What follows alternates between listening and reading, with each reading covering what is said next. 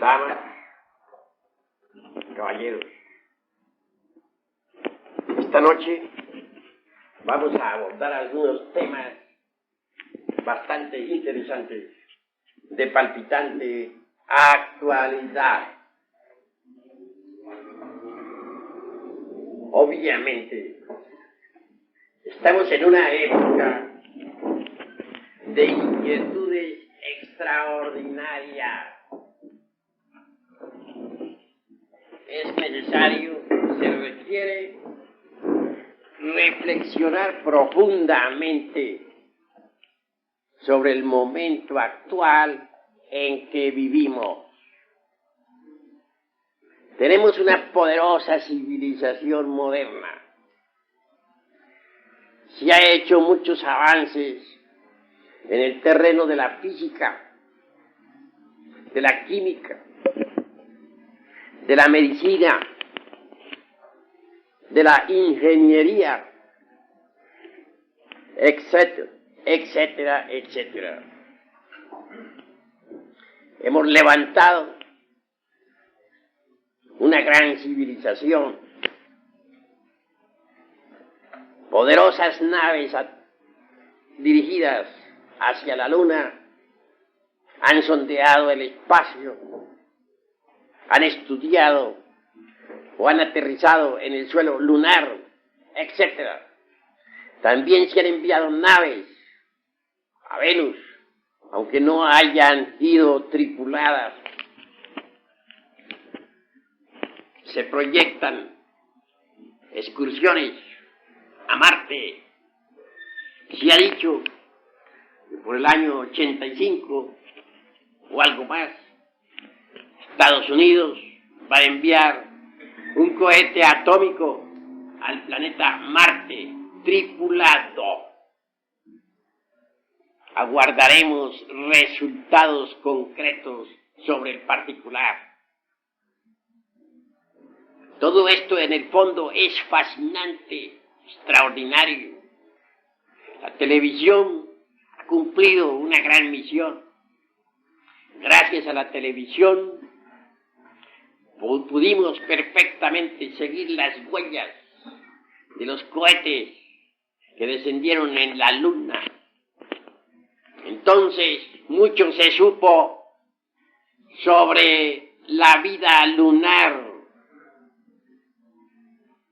Se investigó bastante. Antes se pensaba que la luna era un pedazo de tierra proyectado al espacio.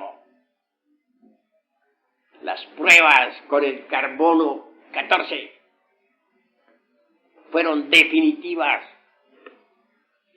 Se llegó a la conclusión lógica de que la luna es anterior a la Tierra, es más antigua, y esto de por sí resulta sensacional. Entonces, todos esos sabios que sostuvieron en el pasado la teoría de que la luna era un pedazo de tierra proyectado al espacio, se equivocaron lamentablemente. Repito, las pruebas con el carbono 14, el análisis riguroso de los guijarros lunares, nos indicaron que tales sabios que en el pasado sostuvieran la tesis de que la luna era un pedazo de tierra, resultó específicamente equivocado. Así pues, estamos en una época de grandes inquietudes científicas y nosotros debemos siquiera por un rato reflexionar profundamente sobre todas estas cosas. Ustedes están aquí porque tienen inquietudes. Yo también estoy aquí por las inquietudes que tengo. Ustedes han venido dispuestos a escucharme. Yo estoy dispuesto a platicarles. Entre ustedes y yo debe haber un intercambio de ideas. Nos hemos reunido precisamente para estudiar en conjunto muchas cosas, para analizar diversos asuntos importantes que a ustedes y a mí nos interesan. Quiero que entre todos nosotros analicemos estos temas de palpitante actualidad. Obviamente, luchamos por la conquista del espacio y esto lo estamos haciendo sinceramente. Nuestros científicos vuelan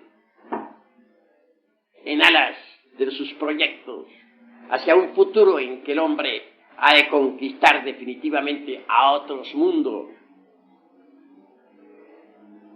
Pero no debemos en manera alguna dejarnos fascinar por tanta fenomenología.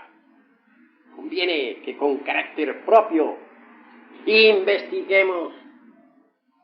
Así nos evitaremos posiblemente muchos desengaños. Se ha hablado mucho en esta época, y eso lo saben ustedes, sobre la cuestión esa de naves cósmicas provenientes de otros mundos. Hay una especie de antimonia, de antítesis muy interesante entre cohetes disparados por tirios y troyanos a la Luna, o a Venus, o a Marte, etc. Y proyectos, y naves cósmicas provenientes de otros mundos. Existe cierto escepticismo que a nada conduce. Hay pues inquietudes de una y otra parte, conceptos antagónicos, opiniones encontradas. Todo esto vale la pena reflexionarlo. Cuando nosotros oímos hablar de platillos voladores, ponemos atención o sonreímos un poco escépticos. Pero hay algo de realidad en todo eso. A mí no me parece en modo alguno que nuestro planeta Tierra sea el único planeta habitado. Cuando uno estudia la panspermia de Arrhenius, descubre con asombro místico que los gérmenes de la vida provienen de otros mundos. Resulta interesante Arrhenius con sus teorías. Obviamente, en el fondo, todos vivimos de las estrellas. Nuestro mismísimo planeta Tierra es un mundo habitado. Un mundo que gira alrededor del Sol. Un planeta como cualquier otro del espacio infinito. La ley de las analogías filosóficas nos invita a pensar que si nuestro mundo Tierra está habitado, debe haber en el espacio infinito otros mundos también habitados. No creería yo jamás que los gérmenes de la vida universal fuesen patrimonio exclusivo del planeta Tierra. Me parece que el exclusivismo en este sentido resulta regresivo, reaccionario, retardatario. Les invito a pensar que si nosotros estamos luchando por la conquista del espacio, con nuestros cohetes que viajan a velocidades extraordinarias, es posible que en otros mundos exista también esa misma lucha. No descartaría jamás la idea de la posibilidad gentes extraterrestres, habitantes de otras esferas, que ya hubiesen conquistado el espacio. Creer que somos los únicos en un cosmos tan grandioso, compuesto por tantos y tantos millones de mundos, resulta demasiado reaccionario y exclusivista. Recuerden ustedes que en la época de Colón, muchos fueron los que se rieron de aquel sabio, de aquel gran navegante, cuando se lanzó, ya como dicen en aquella época, a través del océano, más allá del Cabo Finisterre. Entonces, en la época de Colón, se creía que la Tierra era plana, cuadrada. Nadie aceptaba la posibilidad de vida en Europa más allá del Cabo Finisterre, que significa fin de la Tierra. Parece a veces que nosotros pensamos con mente medieval. Cuando negamos la posibilidad de vida consciente o inteligente en otros mundos, indubitablemente pensamos con criterio anticuado, antirrevolucionario, medieval. Admitamos la posibilidad de vida en otros mundos. Las naves cósmicas son una realidad. Gentes hay en otros mundos habitados más cultas que nosotros, que ya conquistaron el espacio. Y de eso puedo darles a ustedes testimonio fehaciente. Si me basara en meras elucubraciones intelectuales, realmente no tendría bases como para afirmar la tesis de los mundos habitados por gentes extraterrestres. Si tú me basara únicamente en puras concepciones intelectivas o en la lógica formal o dialéctica para enfatizar la idea de la posibilidad de la existencia de los extraterrestres, no pasaría de ser un teórico más. A mí en verdad me consta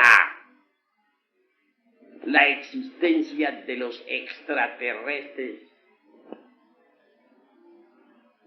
Los conozco personalmente, en carne y hueso, y por eso no tengo inconveniente alguna en dar testimonio. Si ustedes creen, está bien. Si no creen, está bien. Si aceptan, maravilloso. Si rechazan, es cuestión de ustedes. En todo caso, daré mi testimonio. Algún día, no importa cuál, hallándome en el Distrito Federal,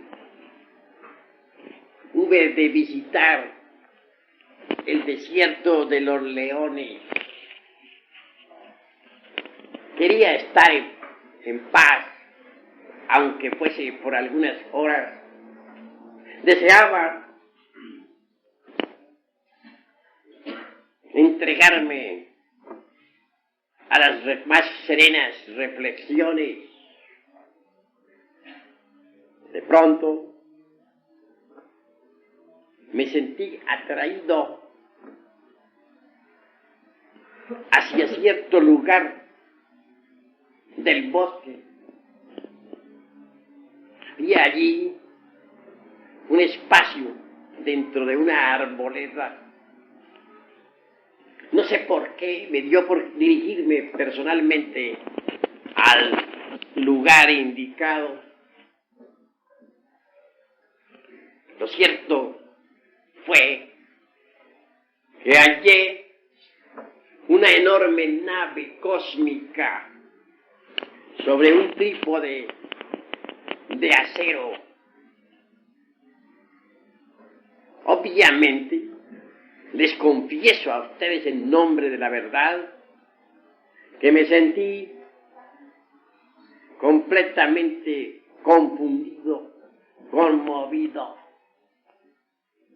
Tal hallazgo me dejó absolutamente sorprendido.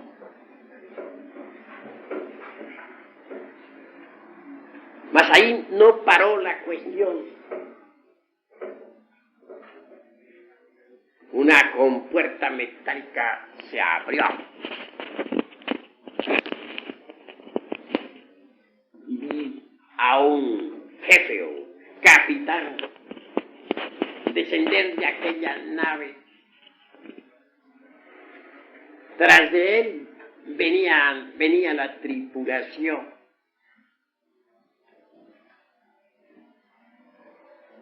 Naturalmente me dirigí al jefe, al capitán, le saludé y él me contestó en perfecto español el saludo. Buenos días, le dije. Respondió el capitán, buenos días.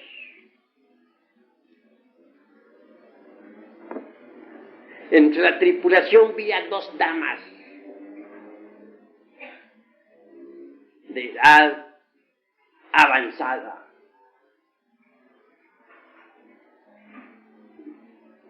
¿Qué edad tendrían? No lo sé.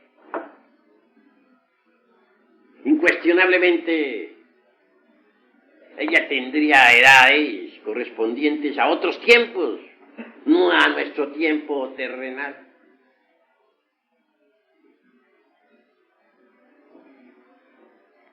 Hablé al capitán diciendo, señor, me gustaría conocer el planeta Marte.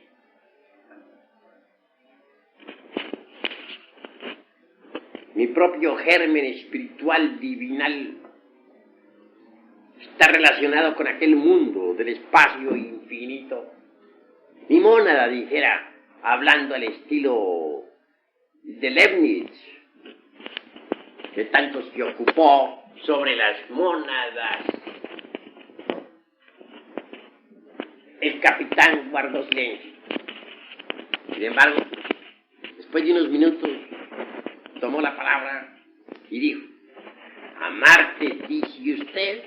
Sí, me gustaría conocer el planeta Marte y que ustedes me llevaran. Estoy dispuesto a irme con ustedes ya, inmediatamente.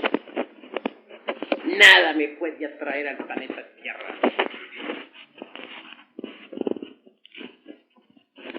Marte, esto es allí, no, ese planeta queda allí nomás. Eso está muy cerca, le dijo. Pero al hablar así, en esa forma, comprendí que mi petición, o que mi pretensión había sido demasiado pobre. Yo creía haber pedido algo muy grande, pero para él mi petición había sido, en verdad, muy pobre. Por ciertas indicaciones intuitivas, entender que aquella nave que me había parecido tan espléndida provenía de una nave matriz que había quedado en órbita alrededor de la Tierra. El sistema solar nuestro, conocido con el nombre de Sistema Solar de Ors, no era en modo alguno para el capitán aquel más que uno de los tantos sistemas solares del inalterable infinito.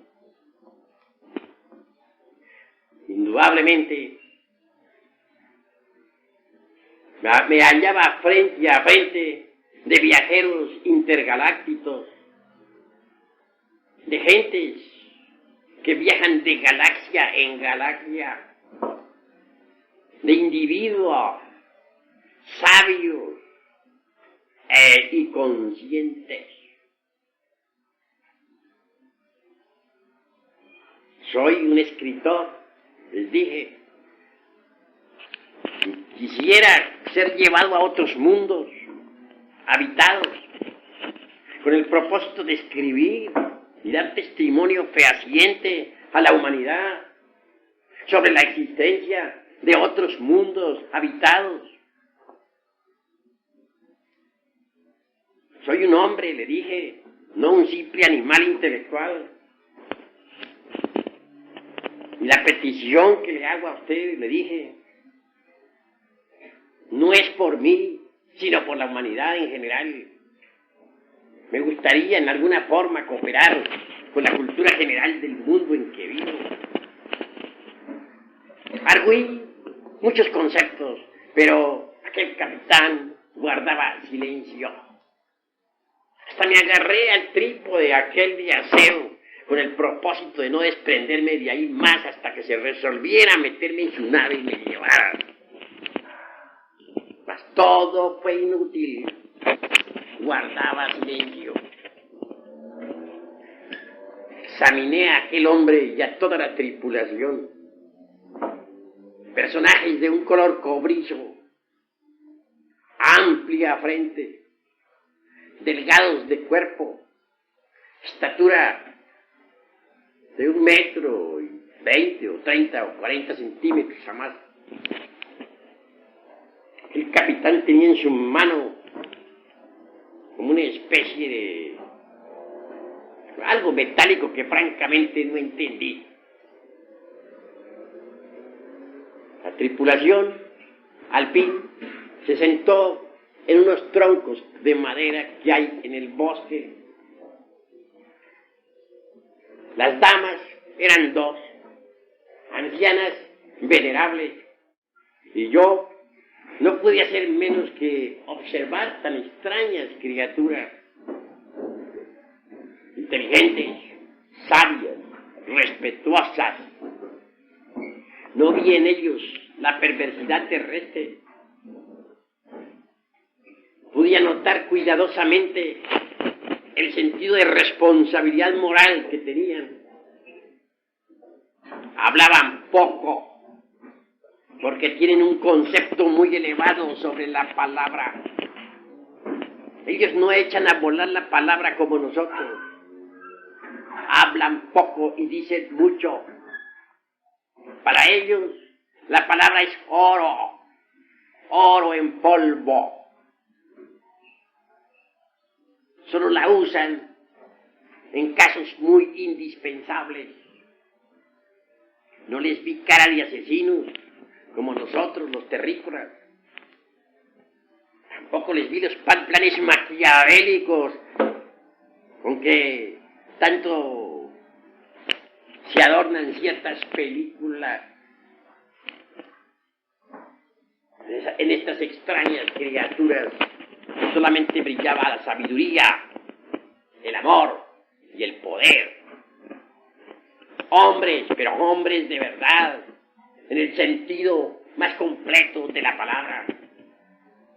Ninguno de ellos quiso raptarme, al contrario, luché demasiado rogándoles que me llevaran. Estoy seguro que si se me hubiese concedido tal petición, En modo alguno habrían hecho de mí un conejo del laboratorio. Otra cosa somos nosotros los terrícolas. Si lográramos atrapar a un extraterrestre, seguro que va para el laboratorio. Y en cuanto a la nave, la confiscaremos. Y con ella, como patrón, podremos construir muchas para bombardear ciudades indefensas, para conquistar otros mundos a la fuerza y hacer diablura y media. Porque nosotros, los terrícolas, empezando por mí, somos en verdad terriblemente perversos. Esa es la cruda realidad de los hechos. En modo alguno he venido aquí a lavarme las manos delante de ustedes y a decirles que soy una mansa oveja. No. Todos nosotros estamos cortados con la misma tijera. Y los defectos que yo tengo los tienen ustedes y viceversa. Así pues, el testimonio que le doy sobre aquellas gentes es sincero, en verdad, sincero. No trato en modo alguno de deformar el testimonio, de deformar la verdad. Sentados al fin aquellos tripulantes en los troncos de madera que habían en tal lugar, una de las damas se puso de pie y en nombre de toda la tripulación habló.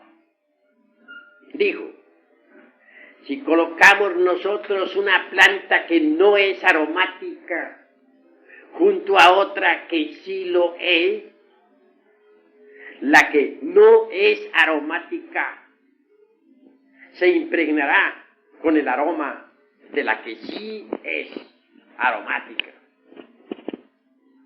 Luego prosiguió: lo mismo sucede en los mundos habitados, mundos que en el pasado andaban mal, con humanidades perversas.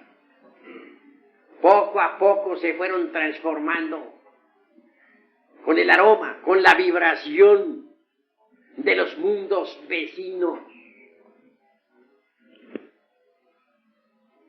Mas nosotros, como usted ve, acabamos de llegar aquí a este planeta Tierra y no vemos que sucede lo mismo. ¿Qué es lo que pasa en este planeta? Bueno, la pregunta que me hicieron fue tremenda y yo debía dar una respuesta pues de alta calidad.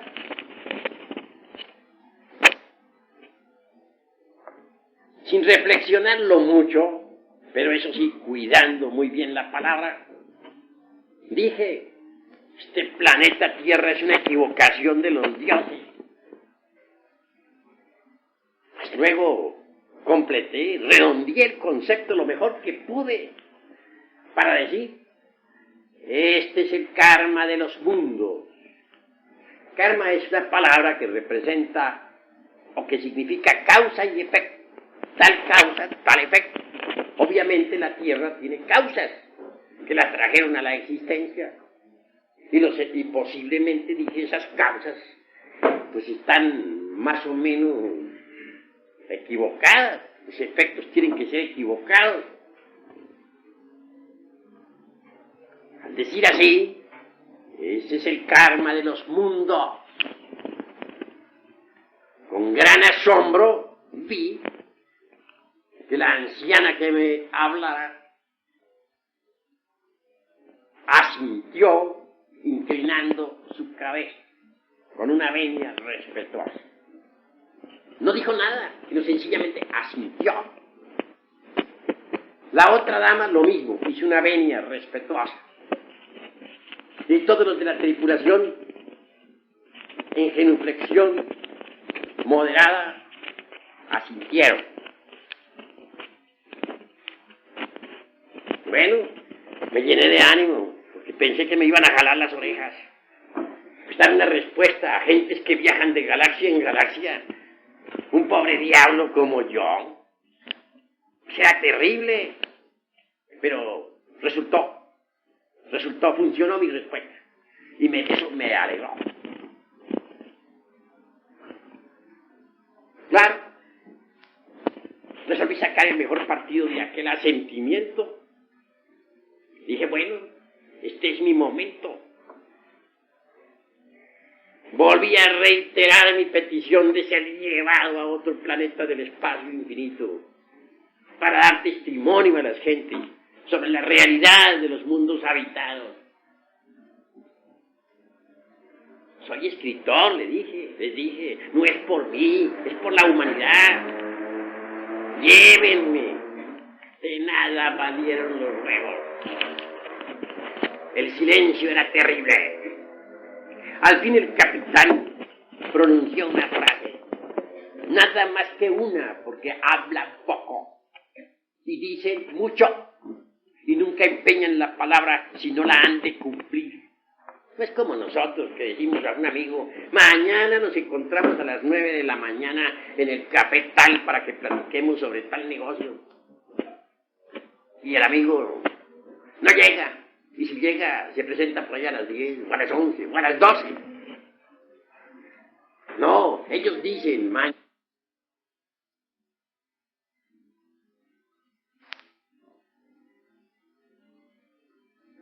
ni un minuto antes, ni un minuto después, están presentes. Gente que habla poco y dice mucho. Parecería como si estos personajes fuesen verdaderamente dioses con cuerpos de hombres. Me daba esa impresión de platicar con ellos.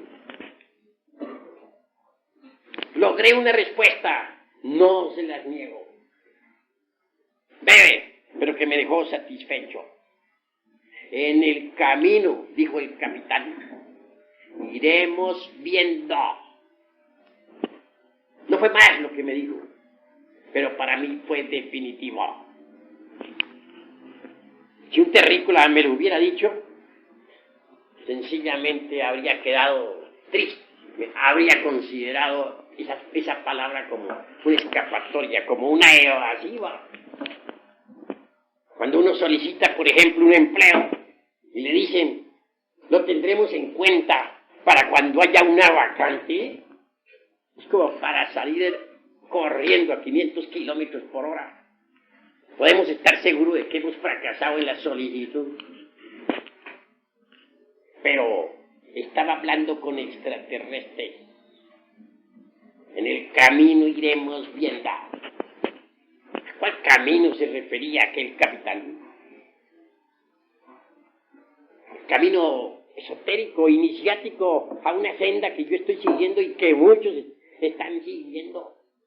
A la senda que conduce al superhombre.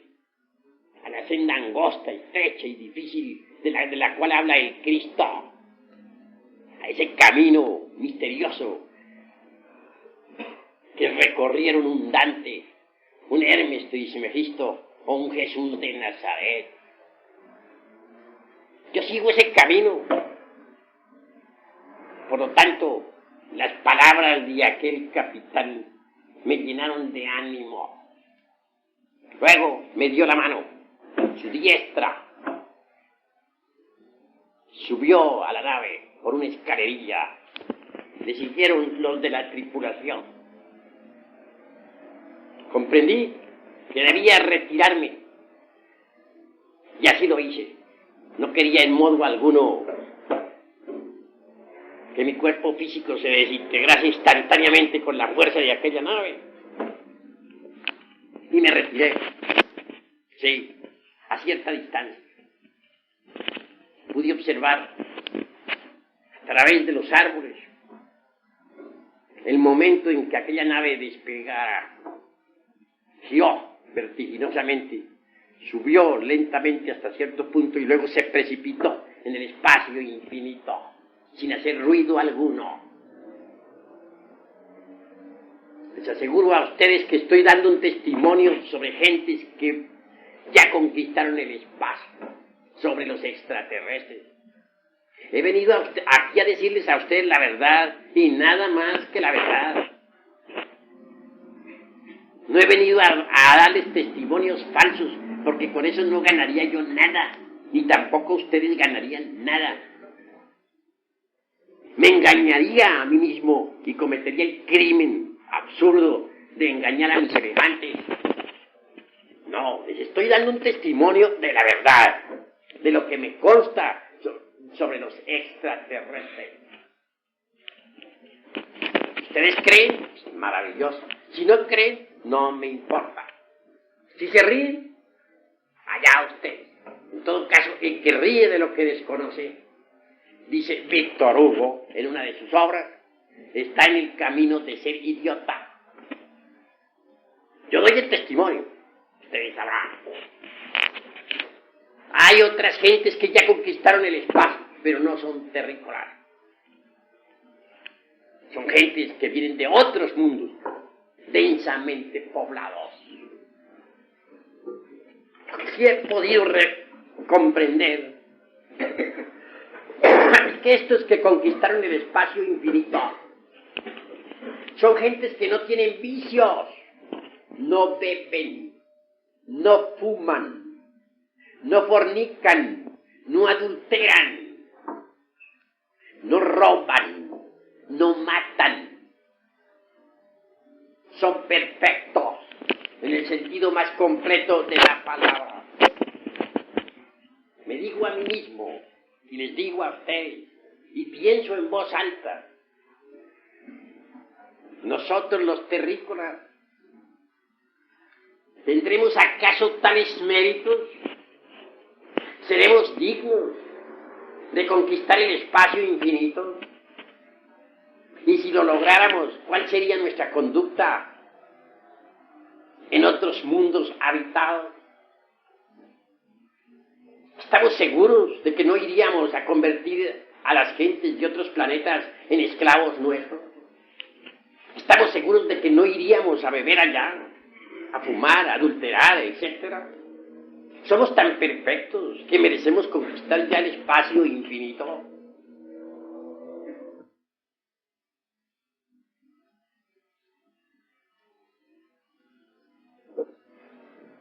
Ahora bien, esas naves cósmicas, entiendo que son multidimensionales. Me parece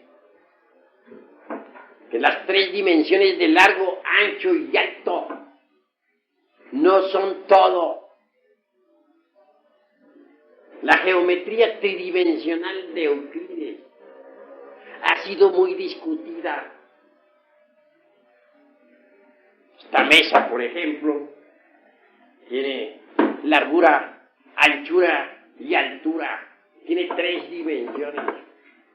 Mas tiene que haber una 4ª vertical en esta mesa. ¿Cuál será? Yo digo que el tiempo. ¿Cuánto tiempo hace que fue fabricada? He ahí la 4ª vertical. Existe indubitablemente también una 5ª coordenada. Entiendo que es la eternidad. Más allá de la 5ª dimensión, tiene que existir una 6ª que no es ni el tiempo, ni tampoco el mundo tridimensional. La 5ª coordenada será la eternidad, la 4ª el tiempo. ¿Y la 6ª cuál será? ¿Y cuál la 7ª? La 6ª está más allá de la eternidad y del tiempo, y en cuanto a la 7ª, es la dimensión 0 desconocida. Espíritu puro, dijéramos. Indubitablemente, tiene que haber 7 dimensiones básicas, fundamentales. Mientras tengamos nosotros el dogma tridimensional de Euclides, permaneceremos en estado regresivo retardatario. Hoy por hoy la física moderna está retardada, es regresiva, es retardataria, anticuada, porque se basa exclusivamente en las 3 dimensiones básicas fundamentales del dogma tridimensional de Euclides. Las naves extraterrestres están basadas en una geometría diferente. Yo digo que hay que crear una geometría tetradimensional. Y esto sería posible si investigáramos más a fondo el átomo. Obviamente es en el átomo donde está trazada la cuarta vertical. El día que podamos trazar la cuarta vertical en el papel, podremos también entonces crear una geometría tetradimensional. Con una geometría así, podríamos fabricar naves de 4 dimensiones. Naves capaces de viajar en el tiempo, ya hacia el remoto pasado, ya hacia el remoto futuro. Con naves así podríamos conquistar el espacio infinito. Mas nosotros todavía no podemos crear ese tipo de naves. Para viajar a Marte nos echaremos 2 años en un cohete atómico. Según pude entender de las afirmaciones de aquellos extraterrestres que conocí en el desierto de los Leones, en cuestión de minutos ellos están en Marte. Para ellos Marte es allí nomás, como quien dice en la tienda de la esquina. Y es que ellos meten sus naves dentro de la cuarta vertical. Tales naves están propulsadas con energía solar. Y esto es maravilloso. Nosotros necesitamos enviar cohetes equipados con combustible líquido. Nuestros astronautas tienen que hacer 50.000 maromas para poder bajar en la Luna. Ellos no necesitan de tales maromas. Para ellos la Luna está allí nomás. Así pues, no veo por qué hemos de sentirnos orgullosos con nuestra tan cacareada civilización moderna. Yo les invito a ustedes sencillamente a dejar por un momento el engreimiento, el orgullo. Les invito a comprender que nosotros, los terrícolas, somos apenas embriones y que nuestra tan cacareada civilización moderna no vale realmente la pena. Yo les invito a ustedes a investigar a fondo toda esta cuestión de la conquista del espacio interplanetario. Hay necesidad de analizar, hay necesidad de estudiar, hay necesidad de comprender. Si queremos la conquista del espacio infinito, debemos empezar por estudiarnos a sí mismos. Porque las leyes del cosmos están dentro de nosotros mismos, aquí y ahora. Si no descubrimos las leyes del cosmos dentro de sí mismos, no las descubriremos jamás fuera de nosotros mismos. El hombre está contenido en la naturaleza y la naturaleza está contenida en el hombre. Si queremos conquistar el espacio infinito, debemos empezar por conquistarnos a sí mismos. Hoy por hoy, nosotros somos víctimas de las circunstancias. No hemos aprendido a manejar las diversas circunstancias de la vida. Aún no sabemos determinar circunstancias. Somos juguetes de todas las fuerzas del universo. Vivimos en un mundo convulsionado, en un mundo que va a pasar por grandes catástrofes. Ya vienen los terremotos. Han venido caminando en nuestra América desde sur a norte. Un día fue Chile conmovido por grandes terremotos y maremotos. Más tarde, Caracas. Siguió Colombia. Se estremeció Managua. Siguió Honduras. Y se acaba de estremecer Guatemala. Pues extraño que dentro de poco todas nuestras ciudades de México se estremezcan con los terremotos. San Francisco de California está llamado a desaparecer. Hay una falla al pie de la península de California que ya está estudiada, una grieta profunda, y comienza a desboronarse poco a poco la California. Obviamente California se hundirá entre el fondo del Pacífico. Vivimos, pues, en un mundo que está amenazado por grandes convulsiones y merece que nosotros reflexionemos un poco sobre el estado psicológico en que nos encontramos, sobre nuestra civilización, etcétera. El fondo de los océanos Atlántico y Pacífico está lleno de profundas interior de la Tierra, en aquellas zonas donde está el fuego líquido, y se están formando presiones y vapores que aumentan de instante en instante. Estas presiones y vapores están originando los terremotos en grande escala.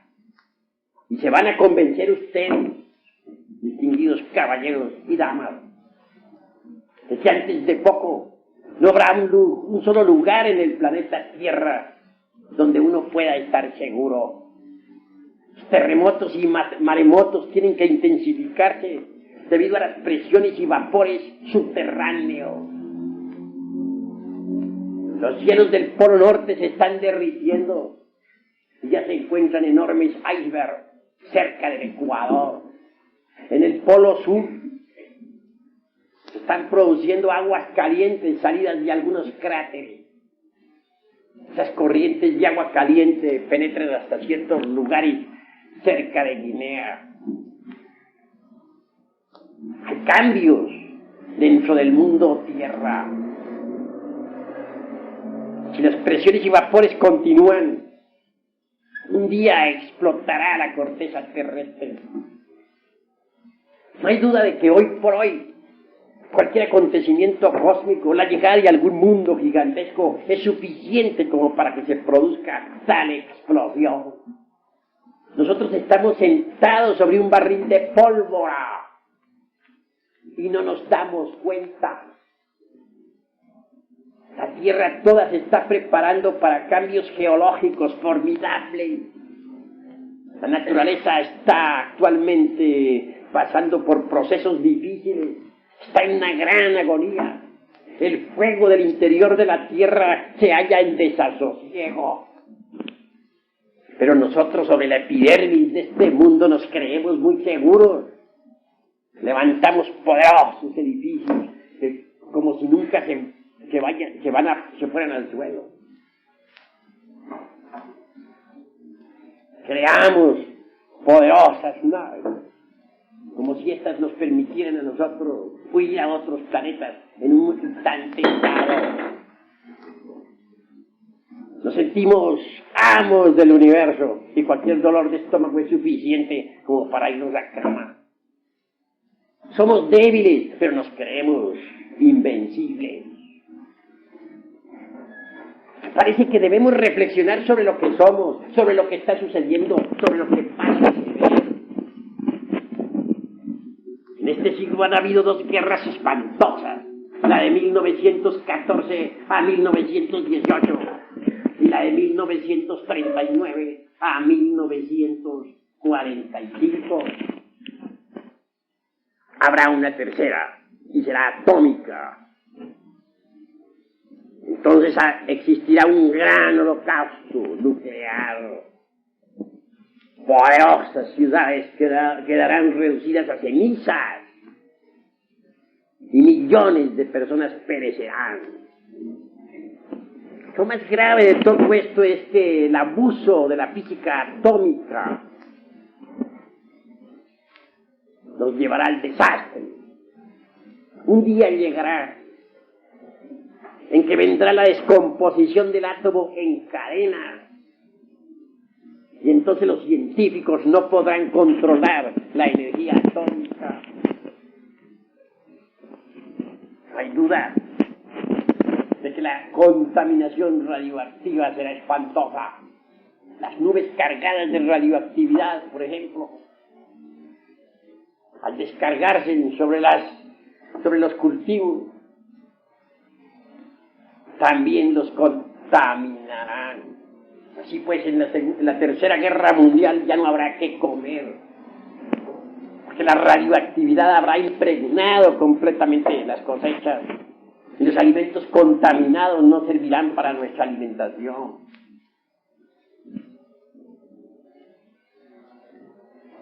Al paso que vamos, no debemos sentirnos muy seguros de una civilización que tambalea, ni tampoco debemos estar muy seguros de nuestras teorías, de nuestros conceptos, de nuestras ideas. Merece la pena que revisemos todo lo que hemos aprendido en la escuela, en el colegio, en la universidad, en los libros escritos por distintos escritores. No trato de atacar ninguna teoría, no. Únicamente estoy invitándoles a ustedes a la reflexión, y nada más. Ese es el objeto de esta plática. Hay una ley que se conoce como ley de la entropía universal. Si nosotros colocamos dos marmitas llenas de agua, una conteniendo agua caliente y otra conteniendo agua fría, si las colocamos juntas, veremos un desorden involutivo.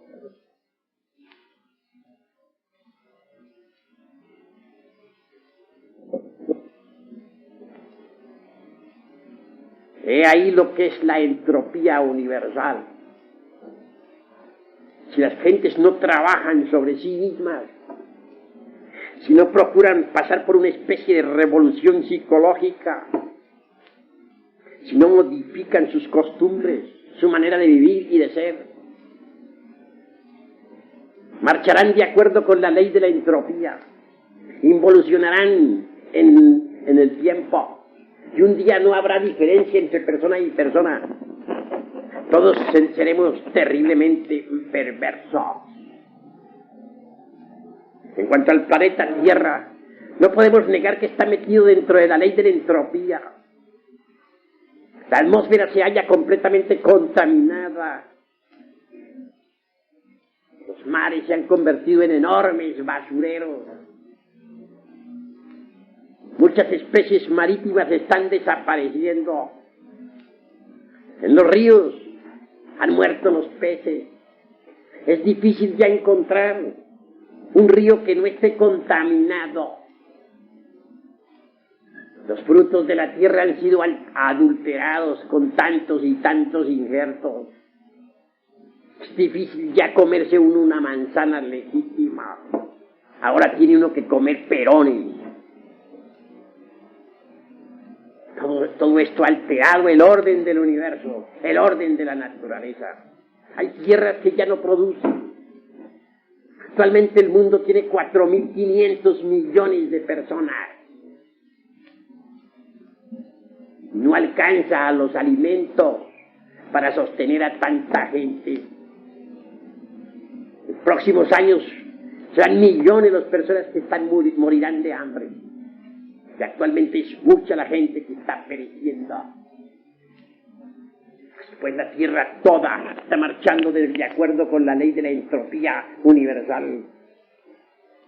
Tierras que antes eran cultivables, que daban frutos en abundancia para sostener a todo el mundo, ahora son estériles.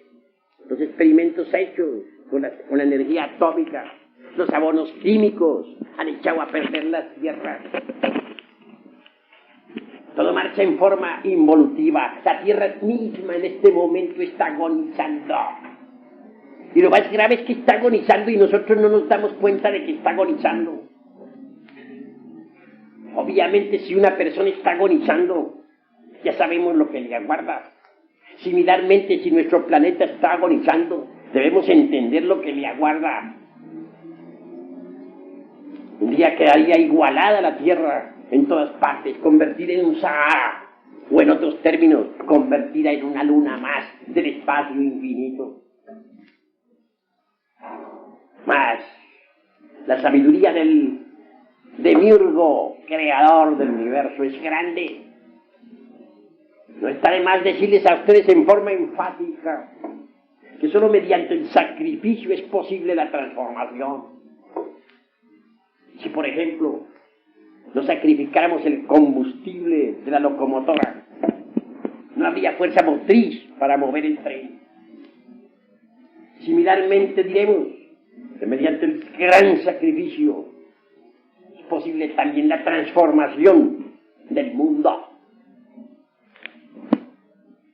Sabemos demasiado que los ejes de la Tierra se están verticalizando. No está lejano el día en que los polos se convertirán en ecuador. No está lejano el día en que el ecuador se convertirá en polo. Cuando esto sea, los mares cambiarán de lecho y se tragarán el planeta entero. No hay duda de que vendrá un gran caos.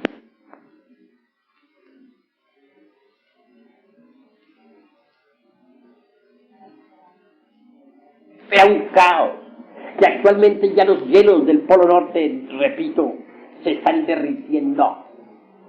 Esto origina enormes ciclones que arrasan con ciudades enteras y que causan estragos como los que causaron hace poco. El ciclón ese terrible que acabó con Honduras. Así que los icebergs se encuentran ahora por montones cerca de la zona ecuatorial.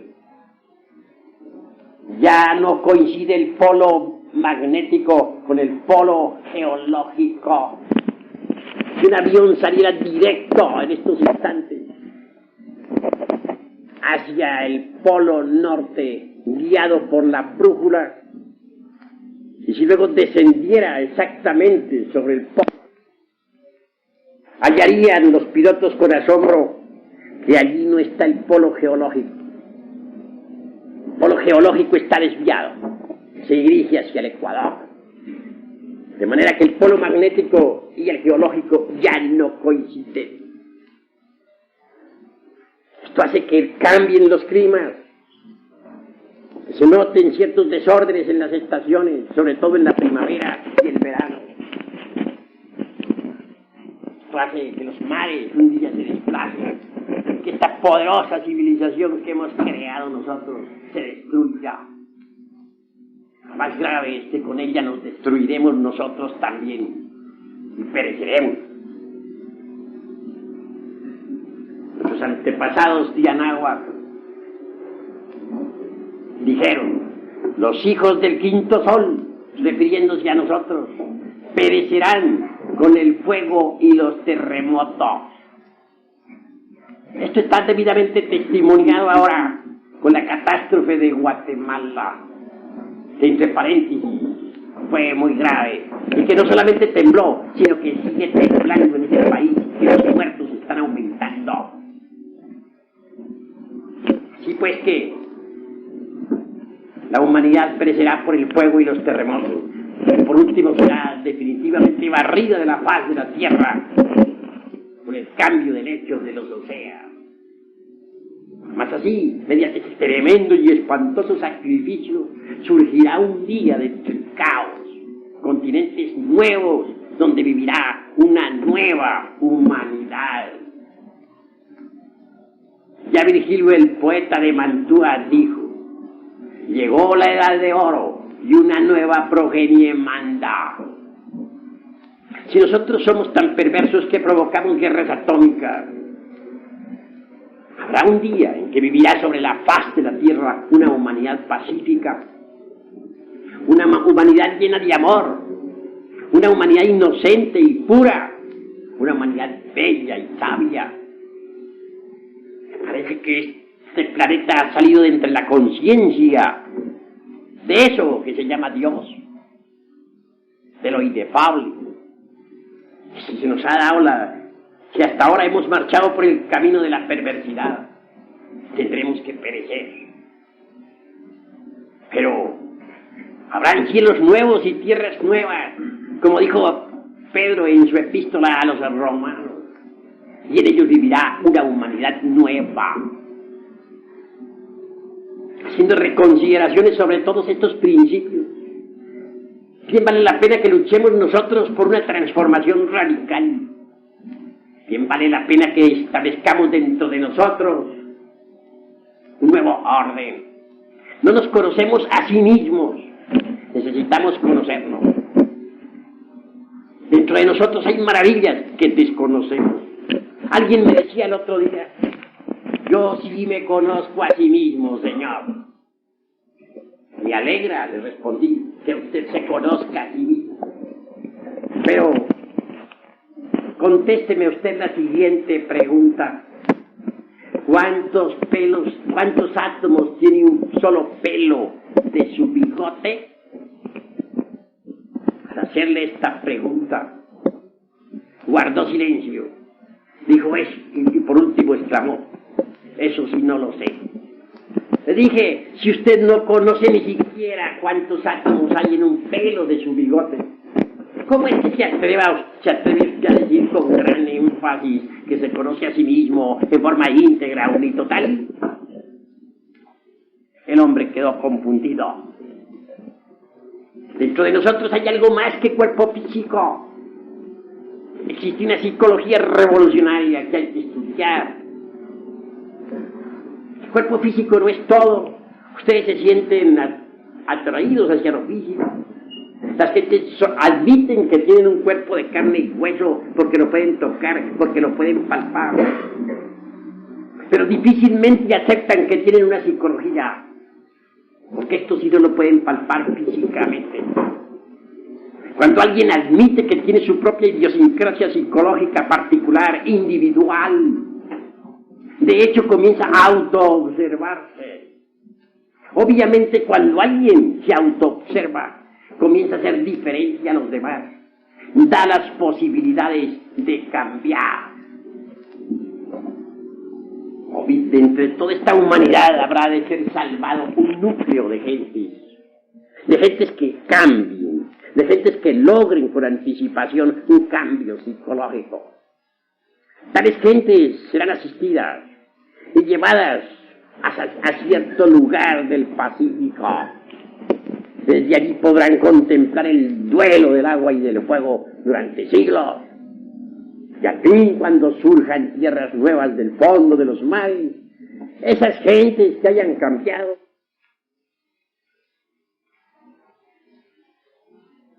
y al fin, cuando surjan tierras nuevas del fondo de los mares, esas gentes que hayan cambiado podrán vivir en paz, convertirse en el núcleo de una futura humanidad.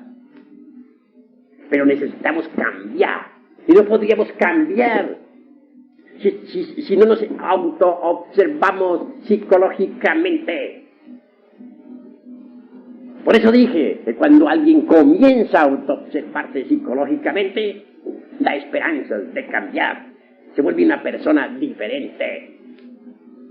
Necesitamos auto-observarnos en el pensar, en el sentir y en el obrar. Parece que no es delito la auto-observación psicológica. Me parece que no es delito intentar un cambio psicológico. Dentro de nosotros mismos, dentro de nuestra persona, existen los factores de la discordia que producen guerras en el mundo. Mucho se habla sobre la paz en estos tiempos. Mussolini decía, la paz es un ramo de olivo que pende del filo de 11 millones de bayonetas. Vean ustedes esa clase de palabras, de conceptos. ¿Y en qué quedó el dulce Mussolini?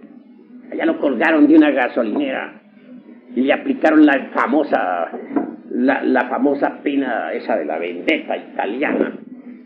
Le dieron de puños y de patadas. Por último cayó el cadáver al suelo. Alguien, por ahí un ciudadano bastante sádico, mirando el cadáver del Duce entre el lodo, exclamó: el Duce se ha vuelto un cerdo. Así que la paz no es cuestión de propagandas, ni de apaciguamientos, ni de ONU, ni de ejércitos pro paz, etcétera. Recuerden ustedes que la ONU ha enviado también ejércitos que han ido a pelear por la paz. ¿Creen ustedes que pelear por la paz es paz?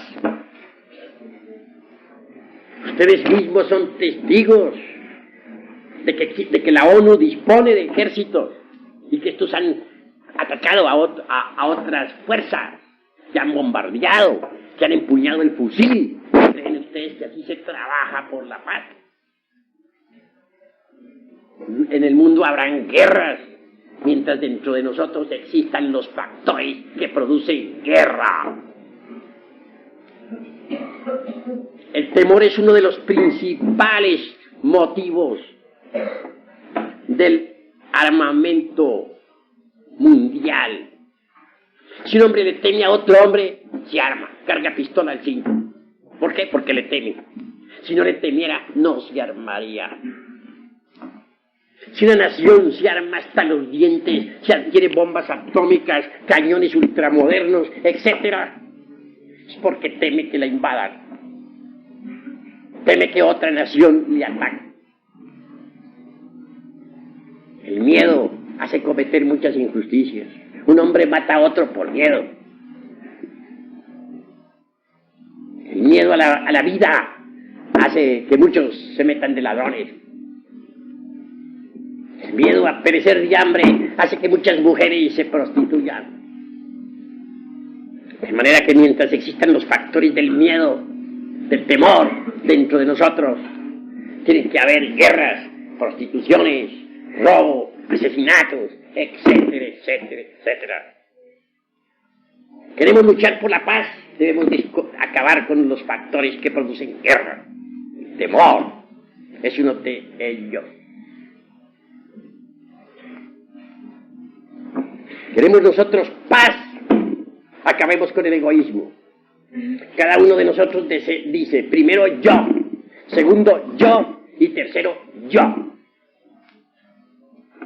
Si se proyecta ese egoísmo mundialmente, si las naciones dicen primero yo, segundo yo y tercero yo, da encuentro por intereses entre país y país y se desatará la guerra. Así pues, la paz no es cuestión de apaciguamiento, ni de propaganda, ni de ejércitos, de paz, ni de ONU, ni de UNESCO, ni de OEA. Mientras dentro de nosotros existan los factores que producen guerras en el mundo, habrá guerras. La paz es una sustancia atómica, inefable, que está más allá del bien y del mal, y que viene del espacio abstracto, absoluto. Es necesario que nosotros nos autoexploremos en momentos de crisis mundial y de bancarrota de todos los principios. Es necesario que nosotros nos autoabsorbemos psicológicamente en instantes en que la Tierra está convulsionada por tantos y tantos terremotos. Es necesario que reflexionemos sobre nuestra posición actual, sobre lo que somos, sobre lo que proyectamos, sobre nuestro pensar, sobre nuestro sentir, sobre nuestro obrar. Hay una psicología que tiene cada uno de nosotros. Y esto no es cuestión de creer o de no creer, sino de observar. Existe en nosotros la ira, que nos conduce a la locura, la codicia. Y no solamente codiciamos, sino que algunos que se las echan de santos codician no ser codicioso. Existe en nosotros la lujuria, que nos convierte en verdaderas bestias. La envidia, que se ha convertido en el resorte de la acción social. Porque si vemos que otro tiene un lindo carro ultramoderno y flamante, le envidiamos y deseamos tener otro como ese o aún mejor. Y si vemos que un amigo de nosotros ha comprado una linda casa y tiene allí viviendo una bella esposa, nosotros le envidiamos y deseamos tener una casa mejor que la de ese. Y si nosotros queremos echarlas de virtuosos, afirmamos, no, yo no codicio, me contento con lo que tengo, pan, abrigo y refugio, y eso es todo, aunque por dentro arde en el deseo de conquistar fama, honores, prestigio, dinero, etcétera, etcétera, etcétera. orgullo nos está corroyendo el corazón. Cada uno de nosotros tiene su orgullo particular, individual. Nos queremos demasiado a sí mismos. Y eso es gravísimo. Perezosos, pues hay muchos. Glotones, por montones. Pero nosotros no somos perezosos ni glotones. Somos muy santitos. La cruda realidad de los hechos es que dentro de sí mismos tenemos valores negativos que nos conducen al fracaso. Y esto en instante de crisis mundial y de bancarrota de todos los principios, en momentos precisos en que se acerca la Tercera Guerra Mundial. Yo digo que cada uno de los defectos psicológicos que tenemos en nuestro interior es como un demonio, como una entidad tenebrosa. Cuando uno lee los 4 evangelios, encuentra un versículo donde se afirma en forma enfática que el gran Kabir Jesús de Nazaret, el Cristo, arrojó del cuerpo de la Magdalena 7 demonios. He ahí los 7 pecados capitales. Si se multiplicasen por otros 7 y otros tantos miles de 7 más, entonces lo que el gran Kabir arrojó del cuerpo de la Magdalena fue legión. Virgilio, el poeta de Mantua, dijo: aunque tuviésemos 1000 lenguas para hablar y para dar de acero, no alcanzaríamos a enumerar todos nuestros defectos cabalmente. Así pues, el Evangelio crístico tiene razón cuando afirma que cada uno de nosotros es legión. Si afirmásemos en forma clara y precisa que el yo no es algo individual, sino que constituye una pluralidad, no estaríamos exagerando la cuestión. Dentro de cada persona existe un yo pluralizado. El yo envidio, el yo amo, el yo odio, el yo tengo rencor, el yo tengo lujuria, el yo tengo egoísmo, etcétera, etcétera, etcétera. Toda esta multiplicidad de yoes existen dentro de nosotros mismos, aquí y ahora. Estamos hablando en el terreno psicológico revolucionario. Estamos afirmando que dentro de nosotros existen múltiples entidades psicológicas. Y esto está debidamente patentizado, está debidamente documentado por las contradicciones que tenemos en nuestra propia mente. Tan pronto estamos afirmando como negando. Nuestra mente es mente veleta. Estamos llenos de maroma psicológica. Nunca sostenemos lo mismo. Así pues, ¿de dónde devienen tantas contradicciones psicológicas? El cerebro no es más que el instrumento de la mente. No es la mente. Está hecho para elaborar el pensamiento, pero no es el pensamiento. Así pues, pensemos más a fondo. ¿De dónde vienen tantas contradicciones psicológicas? Obviamente, de la pluralidad del yo. Si dijéramos que cada uno de nuestros yos posee los 3 cerebros, intelectual, emocional y motor, no exageraríamos. En otros términos diríamos que dentro de cada persona viven muchas personas psicológicas. También diríamos que así como existe el espacio tridimensional de Euclides, existe el espacio psicológico. No hay duda de que toda esa multiplicidad de personas psicológicas que en nosotros mora es una realidad dentro del espacio psicológico.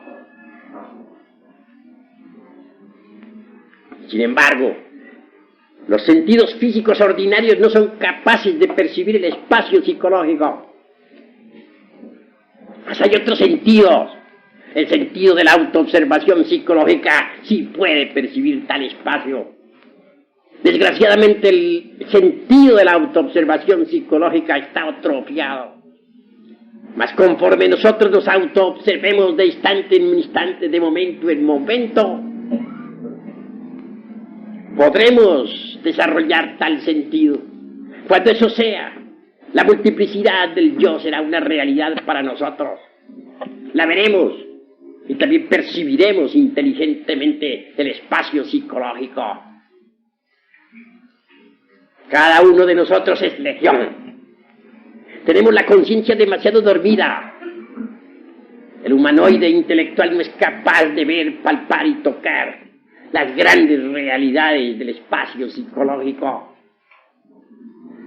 Necesitamos despertar conciencia, pero la conciencia de nosotros está embotellada, embutida entre todos esos yoes que en su conjunto constituyen el mí mismo, el yo mismo, el sí mismo. Necesitamos desintegrar esos yoes que personifican a nuestros errores. Y eso es posible mediante la autoobservación psicológica. Es en el terreno de la vida práctica, en la fábrica o en la oficina, en la casa, en la calle o en el mercado o donde sea, donde podemos autodescubrirnos. En relación con las gentes, los defectos que llevamos escondidos afloran totalmente. Y si estamos alertas y vigilantes como el vigía en época de guerra, entonces los vemos. Defecto descubierto debe ser enjuiciado severamente a través del análisis superlativo del ser. Defecto descubierto debe ser estudiado y posteriormente desintegrado. No hay duda de que la mente no puede alterar radicalmente ningún defecto. La mente puede justificar tal o cual error, cambiarlo, pasarlo de un departamento a otro del entendimiento, justificarlo o condenarlo, pero jamás desintegrarlo. Necesitamos de un poder que sea superior a la mente, capaz de aniquilar cualquier defecto. Afortunadamente tal poder se halla latente en el fondo de la anatomía humana. Quiero referirme en forma enfática a la asignatura astral del sexo. Quiero referirme en forma clara a Dios Madre, al principio amor, al eterno femenino divinal. Quiero referirme en forma clara a la Divina Madre Kundalini Shakti, Stella Maris o la Virgen del Mar, Tonantzin, Rea, María, Cibeles, Adonía, Insoberta, Diana, etc. Dios Madre subyace en la profundidad de nuestro propio ser. Es un poder flamígero que solamente el psicólogo avanzado puede percibir con el sentido de la autoobservación psicológica. Si se apela a ese poder ígneo o divinal, que es una variante de nuestro mismísimo ser, podríamos desintegrar perfectamente cualquier defecto psicológico que previamente hayamos comprendido en todos los niveles de la mente. Bastaría clamar, como clama un niño a su madre cuando tiene hambre o tiene sed. Bastaría suplicar a Devi Kundalini Shakti desintegrara cualquier yo defecto previamente comprendido. Así este quedaría reducido a polvareda cósmica, ceniza. Y la conciencia enfrascada, metida entre tal yo defecto, sería liberada. Por ese camino podríamos desintegrar todos los yos defectos y liberar la totalidad de la conciencia superlativa del ser. Una conciencia liberada, emancipada, es capaz de ver, tocar y palpar las grandes realidades del espacio psicológico. Una conciencia liberada está más allá de la mente y puede perfectamente descubrir la realidad de todos los fenómenos que suceden en el universo. Quiero que ustedes sepan que hay tres clases de mente. La primera podríamos denominarla la mente sensual. Esta elabora sus conceptos de contenido con las percepciones sensoriales externas. Nada sabe sobre el espacio psicológico, nada sabe sobre lo real, sobre Dios, etc.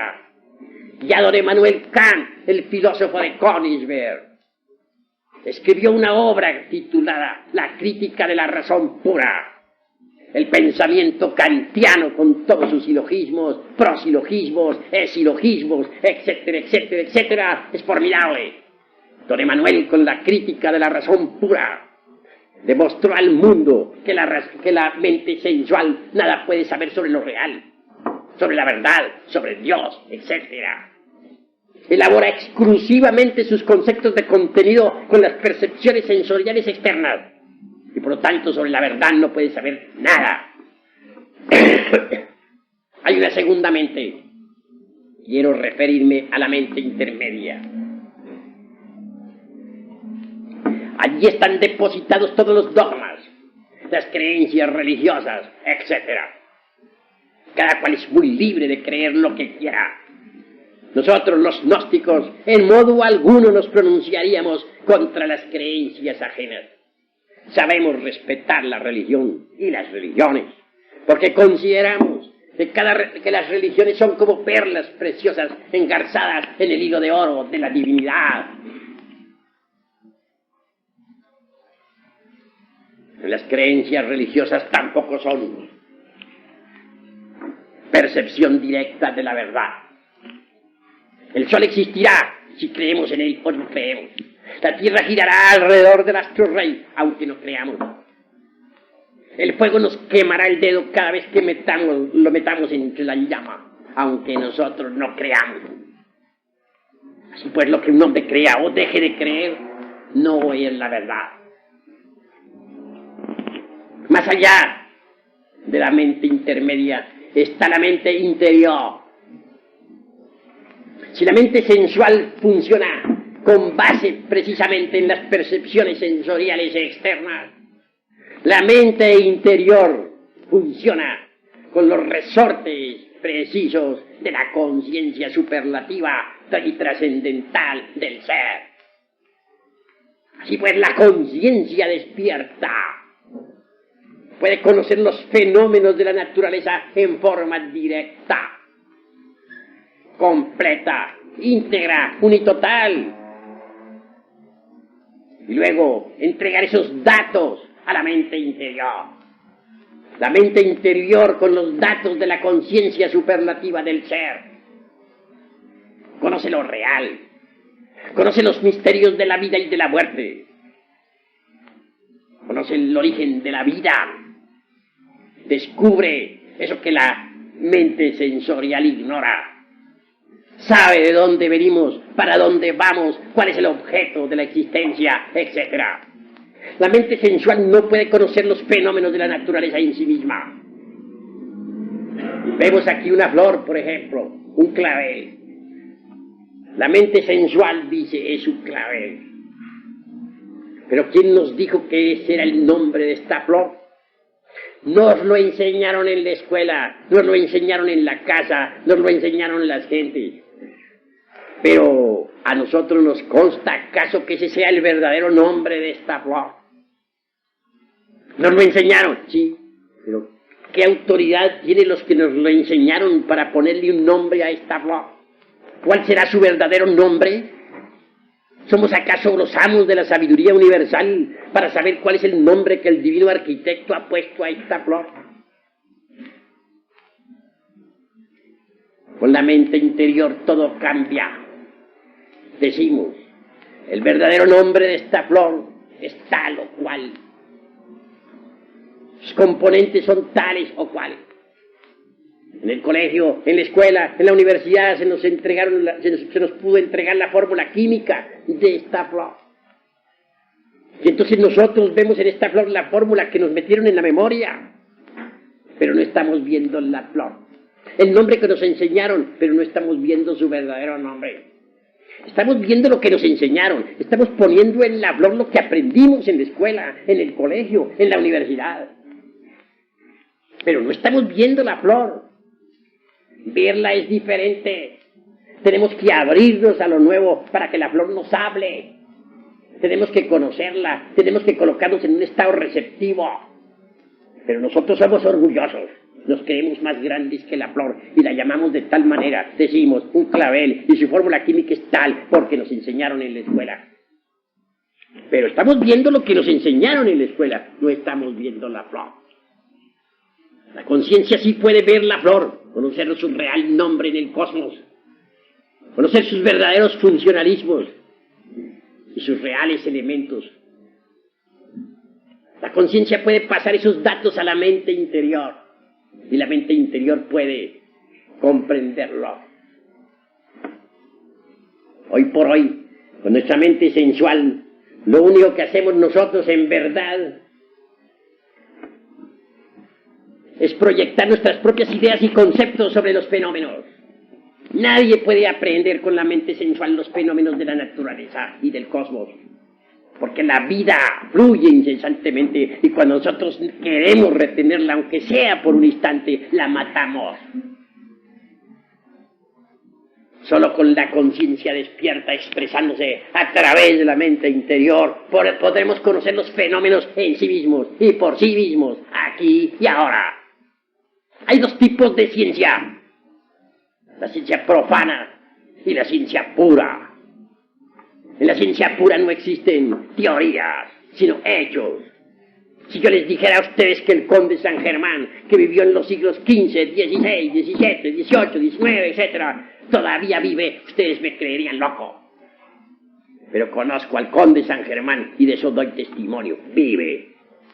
Vive sostenido por una ciencia que ustedes no conocen, la ciencia pura. La ciencia del superhombre. La ciencia que conocen los extraterrestres que viajan a través del espacio infinito. La ciencia de los señores de la vida y de la muerte. La ciencia de aquellos que han abierto la mente interior. Nosotros no somos sino párvulos del conocimiento universal. Y eso es todo. Mas podemos despertar conciencia destruyendo los elementos indeseables que llevamos dentro. Y transformarnos radicalmente para convertirnos en verdaderos superhombres, en el sentido más completo de la palabra. Ahora, en estos instantes de crisis mundial y de bancarrota de todos los principios, en estos momentos de terremotos y de maremotos, bien vale la pena que nos exploremos a sí mismos.